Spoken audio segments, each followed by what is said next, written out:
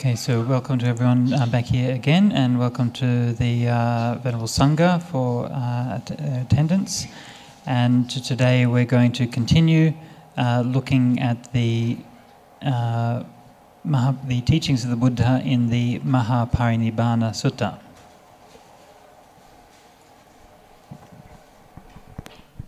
Ajahn mengucapkan selamat datang kembali hari ini, dan kita akan melanjutkan apa yang kita pelajari kemarin, ajaran-ajaran Sang Buddha yang dibabarkan di Maha Parinibbana Sutta. And if you remember yesterday, we looked at the beginning of the sutta, the King Ajatasattu's desire to destroy the Vajjian Republic, the Buddha's very subtle response, and the subsequent teachings to the Sangha.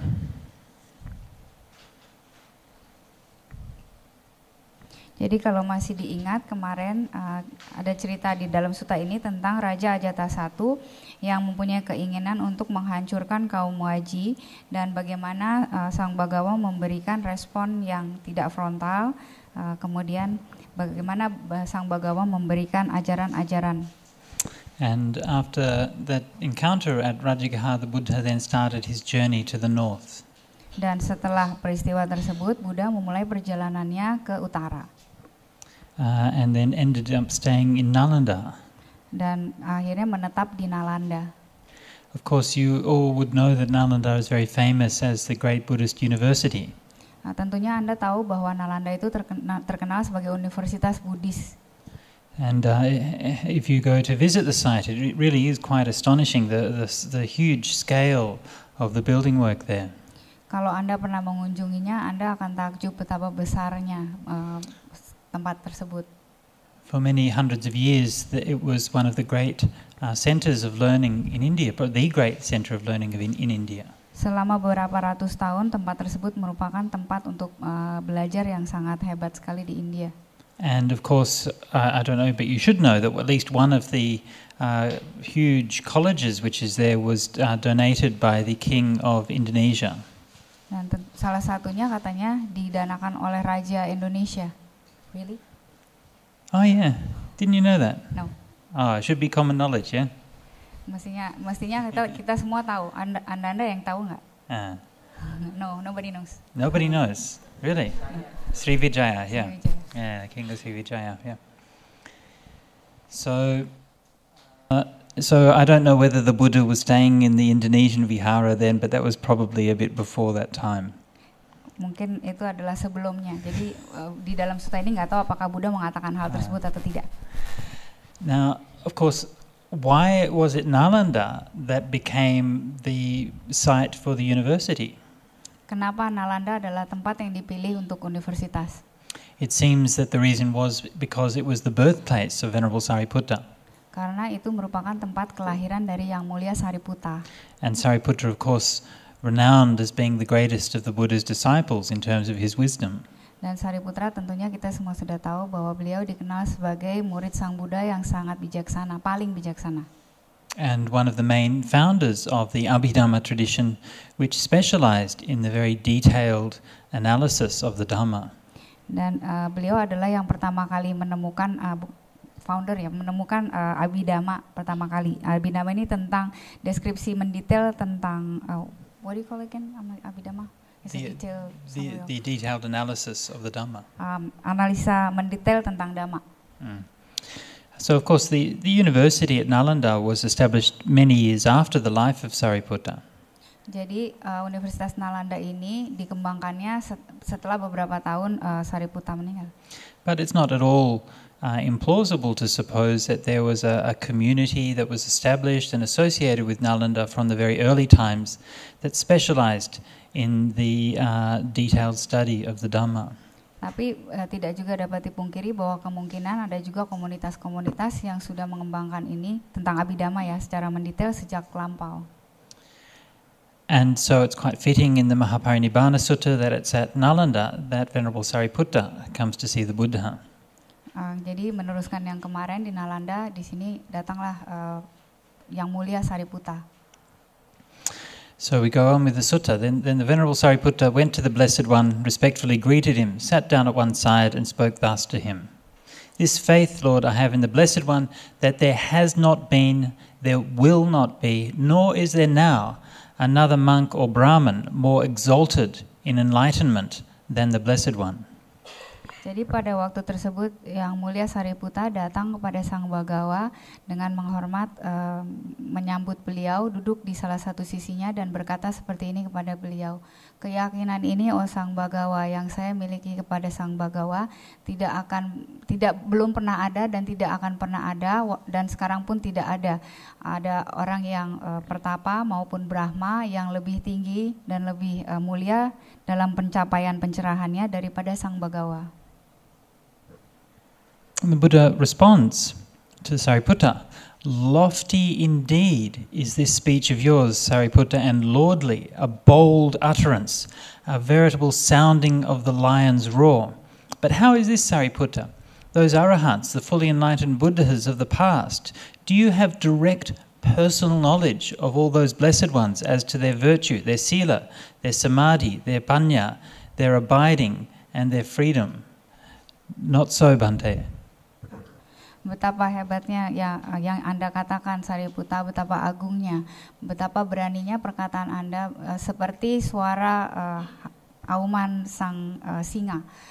Namun bagaimana bisa demikian, Sariputta? Apakah arahat-arahat dan mereka yang tercerahkan sejak lampau, yang ada di masa lampau, apakah Anda mempunyai pengetahuan langsung daripada mereka? Bagaimana sila mereka, bagaimana samadhi mereka, dan bagaimana kebijaksanaan mereka, bagaimana mereka tinggal, dan bagaimana kebebasan mereka. Tidak, Sang Bagawa. Sorry. Okay, then Buddha goes on. What about then those arahants and fully enlightened Buddhas in the future? Do you have direct personal knowledge of all of those blessed ones, their sila, their samadhi, their panya, their abiding in meditation, and their liberation? No, I don't, Bhante, said Sariputta. Dan bagaimana, Sariputta, arahat dan mereka yang tercerahkan di masa depan? Apakah kamu mempunyai pengetahuan langsung tentang mereka? Bagaimana sila mereka, samadhinya, kebijaksanaannya, bagaimana mereka tinggal dalam kebebasan? Tidak, Bhante. And finally he says, what about myself? I'm at present am the arahant, the fully enlightened Buddha. Do you have direct personal knowledge as to my sila, my samadhi, my wisdom, my abiding in meditation, and my liberation? No, I don't, Bhante, said Sariputta. Dan bagaimana dengan ini, Sariputta? Bagaimana dengan saya yang sekarang ini adalah seorang arahat yang sudah tercerahkan sempurna? Apakah Anda mempunyai pengetahuan langsung tentang sila saya, samadhi saya, kebijaksanaan saya, dan bagaimana saya menetap dalam kebebasan? Tidak, Bhante. So it's a very interesting exchange, and we should put this into a personal context. Okay, remember that this whole journey is about the fact that the Buddha is going to pass away. Ini penting sekali, ini sangat interesting, sangat menarik, karena hal percakapan yang terjadi antara Sang Bagawa dengan Sariputra merupakan hal yang sangat personal, hal yang sangat pribadi, mengingat bahwa ini adalah waktu-waktu terakhir sebelum Sang Bagawa meninggal. And what all of those people reading this sutta would have known was that it is also the time that Venerable Sariputta is about to pass away. Dan semua yang membaca sutta ini tentunya juga mengerti bahwa ini juga merupakan waktu pada saat Sariputta sudah mendekati kematiannya. And this meeting between Sariputta and the Buddha is actually the last time that they will ever meet. Jadi pertemuan ini merupakan pertemuan terakhir kalinya antara Sariputta dan Sang Bagawa. The story of Sariputta's passing away is told in other suttas in the Pali Canon. Cerita mengenai Yang Mulia Sariputra bagaimana beliau meninggal itu diceritakan dalam sutta lainnya. And as is well known, also Venerable Maha Parinibbana, Sariputta's great friend, also passed away around this time. Dan diketahui juga bahwa sahabat dekat dari Yang Mulia Sariputra yaitu Yang Mulia Moggallana juga akan meninggal dalam waktu-waktu ini. And there's one sutta which is said in this period where the Buddha is reflecting about this, and he says he's looking at the Sangha and he says, the Sangha seems empty to me now. that Sariputta and Moggallana have passed away. Dan ada salah satu sutta di mana Sang Bhagawa merefleksikan bagaimana sepinya sangga itu pada saat Sariputta dan Moggallana sudah tidak ada. And that's a very interesting sutta. It's like the closest I think that we come in the suttas to the Buddha sort of experiencing grief and loss. Yeah, I mean, I assume that he's gone beyond those things, but when he says, "Oh, Sariputta and Moggallana are gone, and now the sangha seems empty," it seems almost that there's like a feeling of diminishment, a feeling that the sangha is now fading. Jadi ini menarik untuk dilihat karena cuman pada saat inilah kita bisa melihat bahwa Sang Bhagawa itu merasakan kehilangan dan agak sedih ya, bukan sedih, grief, merasa kehilangan sekali murid-muridnya. Padahal kita ini selalu menganggap kemungkinan Sang Bhagawa mestinya sudah tidak merasakan hal seperti itu. But curiously enough, and I'm not quite sure what the reason is, but those episodes and stories of Sariputta passing away are not actually mentioned in the Maha Parinibbana Sutta itself. Tapi hal yang menarik adalah peristiwa meninggalnya Sariputta itu sama sekali tidak disinggung di dalam Maha Parinibbana Sutta. And I'm not sure, there must have been some decision made by the editors at some point not to include those. Perhaps they went too far away from the main story. I'm not really sure why they're not included. Bante tidak mengerti mengapa hal tersebut tidak diikut sertakan dalam Maha Parinibbana Sutta oleh mereka yang mengeditnya. But in any case, I think it helps to understand this discussion between the Buddha and Sariputta if we know that this is their last meeting. Sariputta, unlike Ananda, who has a very personal relationship with the Buddha, Sariputta doesn't have that same kind of personal interchanges with the Buddha very often. And so in this occasion where he's actually speaking directly to the Buddha about the Buddha's own attainments and own liberation is quite an unusual, and his expression of faith in the Buddha, it's quite an unusually personal way of approaching the Buddha for Sariputta. Jadi ini penting sekali bagi kita untuk mengingat karena Yang Mulia Sariputra tidak sama seperti Yang Mulia Ananda yang hubungannya sangat personal dengan Sang Bhagawa, dengan Sang Buddha. Di mana Sariputta ini biasanya jarang sekali melakukan percakapan dengan Sang Bhagawa. Tapi di dalam sutta yang ini, Yang Mulia Sariputta berbicara langsung kepada Sang Buddha tentang pencapaian Sang Buddha dan bagaimana Sariputra mempunyai keyakinan kepada Sang Buddha. So,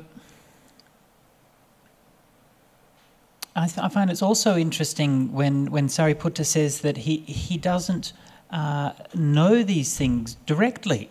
Yeah, you would think that Sariputta is such a great arahant that he would only speak from something that he knows with his own direct insight. Dan ini juga sangat menarik bahwa Sariputta bisa membicarakan bahwa sebenarnya dia tidak tahu secara langsung, tidak punya pemahaman atau pengetahuan langsung tentang arahat-arahat ini. Padahal kita tahu Sariputta itu adalah seorang arahat yang besar dan biasanya kalau arahat yang besar itu jarang sekali berbicara dari sesuatu yang dia tidak ketahui. But no, he's quite clear that this is not something that he can see because of course the state of liberation of the Buddha is beyond that even of the great disciples like Sariputta. Tapi sebenarnya Yang Mulia Sariputta itu sangat jelas mengetahuinya karena pencapaian yang dicapai oleh Sang Buddha tentu saja adalah sesuatu hal yang tidak dapat ia mengerti, itu di luar kemampuan dari Sariputta untuk melihatnya. So the Buddha goes on, so it's clear Sariputta, you have no such direct personal knowledge of the arahants, of the Buddhas of the past, the future and the present. How then dare you set forth, how dare you say something so lofty and lordly, an utterance so bold, a very sounding of the lion's roar, saying, I have this faith in the Blessed One that there has not been, there will not be, nor is there now another monk or Brahmin more exalted in enlightenment than the Buddha. Jadi jelaslah Sariputra bahwa Anda tidak mempunyai pengetahuan langsung tentang arahat atau mereka yang tercerahkan secara sempurna baik di masa lalu, di masa depan maupun di masa sekarang. dengan demikian mengapa Anda berani mengatakan hal yang begitu agung dan begitu berani bahwa seperti seekor singa yang sedang mengaum, bahwa keyakinan ini Sang Bhagawa yang saya miliki terhadap Sang Bhagawa tidak pernah ada sebelumnya, tidak pernah akan ada, dan tidak pernah sekarang ini ada, baik terhadap biku ataupun Brahma, yang lebih tinggi dalam pencapaian pencerahannya daripada Sang Bhagawa. Also, it's just something that strikes me about this conversation is how confident both of them are. That Sariputta can actually say this thing to the Buddha very directly, and the Buddha can give what might be considered quite a challenging response. Yeah, I mean, if you spoke to the Buddha and the Buddha responded to you like that, you'd probably feel a bit nervous or a bit crushed, right? It's quite a strong response. But of course, it's because of the trust and the confidence that the Buddha and Sariputta have in each other that they can speak so directly, and the Buddha can almost be challenging Sariputta because he knows that whatever answer he gives, he's going to give a good response. Jadi ini menarik sekali bahwa kita bisa melihat percakapan ini terjadi dengan saling punya keyakinan ya antara Sariputra dengan Buddha, karena Sariputra mengekspresikannya dengan begitu yakin dan Buddha menjawabnya pun dengan hal yang menantang. Kalau ini terjadi kepada kita, Buddha menjawab seperti demikian, mungkin kita akan memberikan respons yang nervous, agak sedikit takut ya. Tapi hal yang seperti ini bisa berlangsung karena begitu besar trust, rasa percaya di antara Sang Buddha dengan Sariputra. Okay, so Sariputta's answer is like this. I do not indeed have that direct personal knowledge of the Buddhas of the past, the future and the present. And yet I have come to know, and now the translation says here, I have come to know the lawfulness of the Dhamma.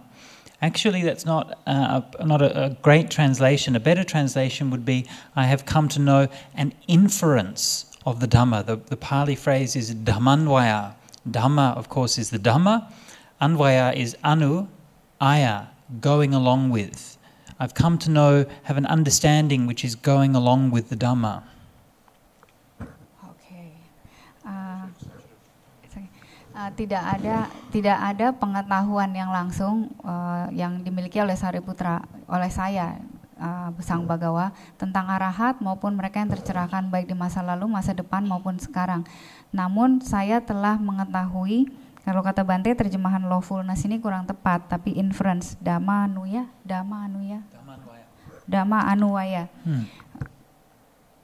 That's it. Okay. So then Sariputta goes on to give a simile. He says, suppose, Bante, a king's frontier fortress was strongly fortified with strong ramparts and turrets and had a single gate. And there was a gatekeeper who was intelligent, experienced and prudent, who would keep out the stranger but allow the friend to enter. As he patrols the path that leads all around the fortress, he does not see a hole or a gap in the ramparts, even big enough for a cat to slip through. And so he would come to the conclusion, whatever larger living things are able to enter and leave the city, they all will have to do so just by this gate. In the same way, Bante, I have come to know an inference of the Dhamma. Jadi Sariputra kemudian mengatakan seperti ini. Jika misalnya Sang Bhagawa ada tempat yang benteng yang seorang raja yang begitu tinggi dijaganya, banyak sekali ketat penjagaannya, dan cuman ada satu pintu untuk masuk, dan di pintu itu ada seorang penjaga yang sangat pintar, sangat pandai, sangat berpengalaman, sangat cekatan, yang akan menjaga orang asing masuk, tetapi dia akan membiarkan seorang teman untuk masuk, dan dia selalu menjaga tempat tersebut di sekeliling daripada benteng tersebut, dan tidak akan membiarkan ada satu celah ataupun satu lubang bahkan untuk seekor kucing masuk. Dan dia mengambil kesimpulan apapun makhluk hidup yang lebih besar tidak bisa masuk ataupun meninggalkan kota ini. Mereka hanya dapat melakukannya melalui pintu ini. Dengan cara yang sama pula Sang Bhagawa saya mengetahui tentang tadi inferensi tentang Dhamma. For Lord, all the blessed ones, all the arahants, the fully enlightened Buddhas of the past had abandoned the 5 hindrances, the mental defilements that weaken wisdom. They had well established their minds in the 4 foundations of mindfulness, and they had fully cultivated the 7 factors of enlightenment and were fully enlightened with the unsurpassed supreme enlightenment. And similarly, all the Buddhas of the future and all the Buddhas of the present likewise will abandon the 5 hindrances, be well established on the 4 foundations of mindfulness, and develop the 7 factors of enlightenment. Karena Sang Bhagawa, semua mereka yang sudah tercerahkan, para arahat dan mereka yang tercerahkan dari masa lampau telah terbebas dari 5 rintangan batin dan kemelekatan dan kekotoran batin yang dapat melemahkan kebijaksanaan, dan telah mengembangkan batin mereka dengan 4 landasan satipatthana, dan telah mengembangkan 7 faktor daripada bojjhanga pencerahan, dan telah mencapai pencerahan secara sempurna. Dan ini berlaku juga untuk para arahat dan mereka semua yang telah tercerahkan di masa depan dan di masa sekarang. So this is Sariputta's great lion's roar. He can't see or know, he can't read the Buddha's mind to know how he got enlightened or what his enlightenment is. But Sariputta understands the Dhamma. He knows that anybody who reaches a full enlightenment must do so in this way, abandoning the 5 hindrances, developing the 4 satipatthanas, and developing the 7 factors of enlightenment. Jadi inilah auman singkat dari Sariputra. Walaupun Sariputra tidak dapat membaca pikiran Sang Buddha, namun Sariputra itu sangat mengerti Dhamma, bahwa semua arahat dan semua yang tercerahkan pasti telah meninggalkan 5 rintangan batin dan telah meninggalkan kekotoran batin dan telah mengembangkan 4 landasan satipatthana, juga mengembangkan 7 faktor bojjhanga sehingga dapat menjadi orang yang tercerahkan. Now, here we see in this sutta again that process which we will see many times again in to come, which is that there's a summing up and a repetition, an emphasis on those central teachings of the Dhamma. Dan di sini kita melihat lagi kalau tema-tema yang penting dalam sutta atau Dhamma itu selalu dirangkum dan diulang.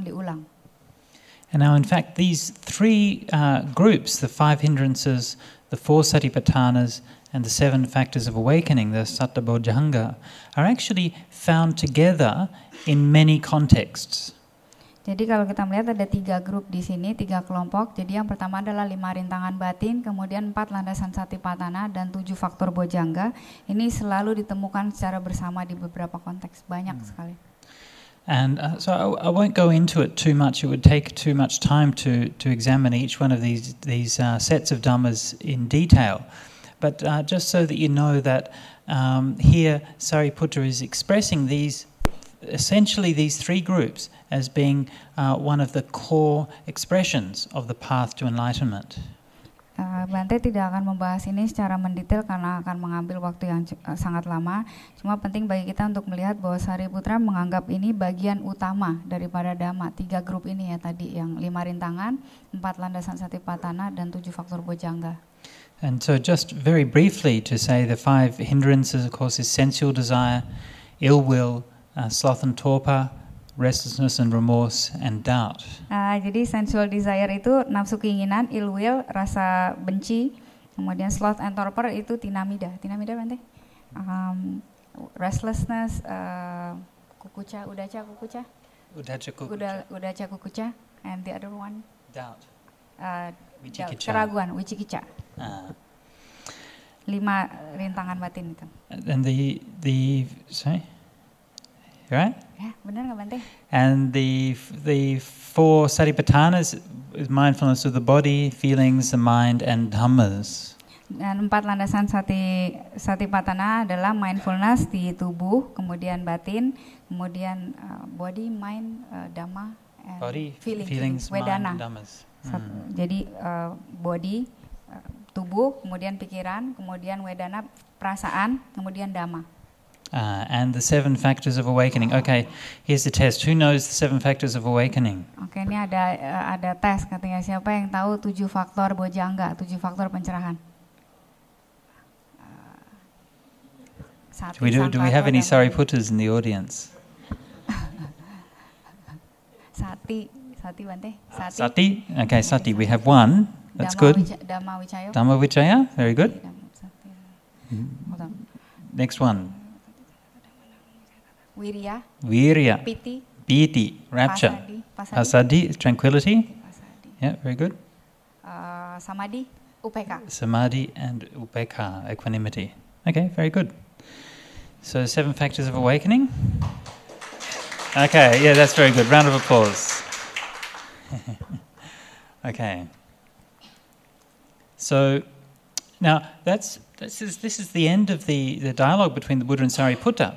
However, that theme is actually taken up and is made the subject of a whole other long sutta, the Sampasadaniya Sutta, which is another sutta in the Digha Nikaya, which then goes on to talk about that discussion in much more detail. Jadi percakapan ini adalah awal daripada sutta-sutta ini yang lebih panjang, Samyutta Nikaya? Dalam Digha Nikaya antara Sariputta dan Sang Buddha. Yeah, and we actually find this a number of times in the Maha Parinibbana Sutta, even though it's already such a long sutta, but there's actually a lot of other material which actually could even be part of it, but which for some reason or other has been included as separate suttas. Dan ya, kita akan menemukan ini berkali-kali di dalam Maha Parinibbana Sutta. Maha Parinibbana Sutta sendiri sudah merupakan sutta yang cukup panjang, tapi kita dapat cuplikan-cuplikan dari sutta yang lainnya. Kemungkinan itu sudah merupakan hal yang diedit.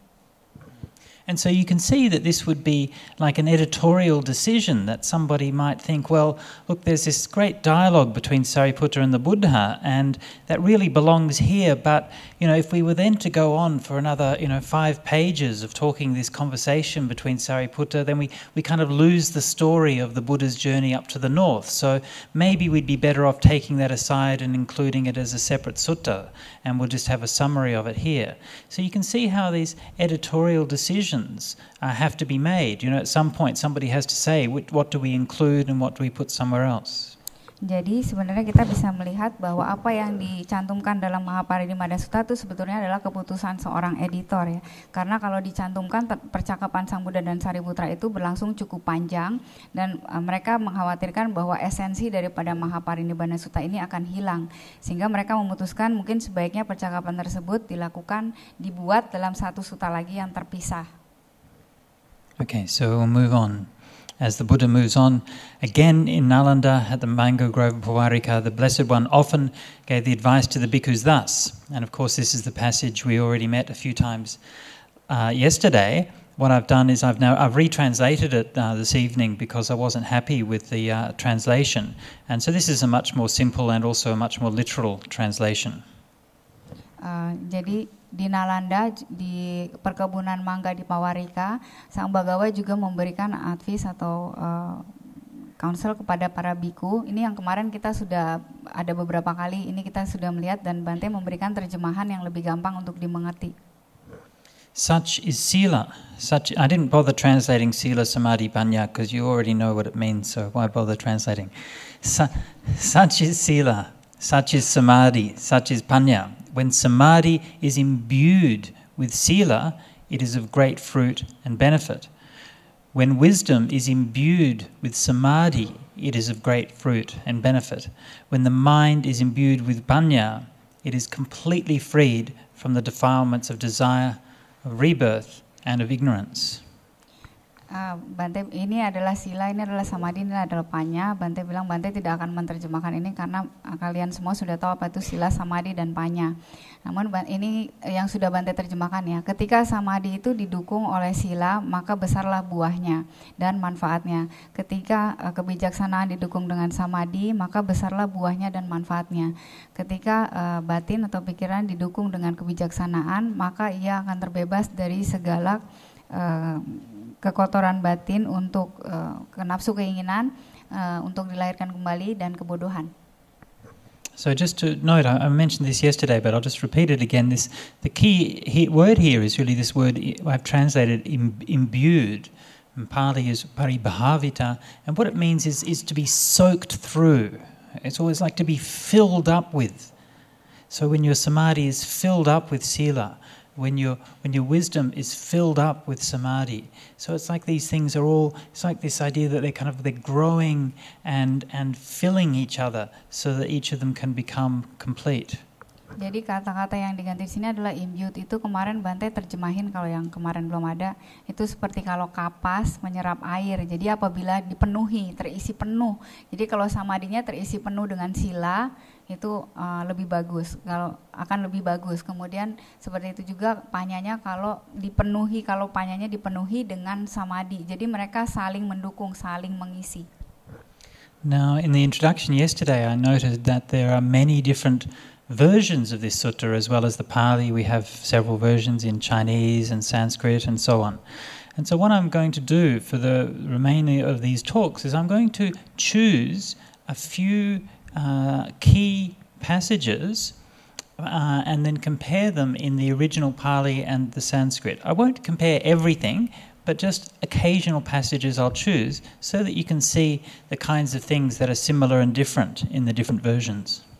Jadi seperti yang Bante telah babarkan kemarin, bahwa ada berbagai macam versi yang ada. Jadi ada yang Sanskrit, kemarin ada juga yang dalam Mandarin dan segala macam. Dan Bante akan memilih hanya beberapa poin yang penting dari sutta ini dan akan membandingkannya sehingga kita dapat melihat mana yang hampir sama, mana yang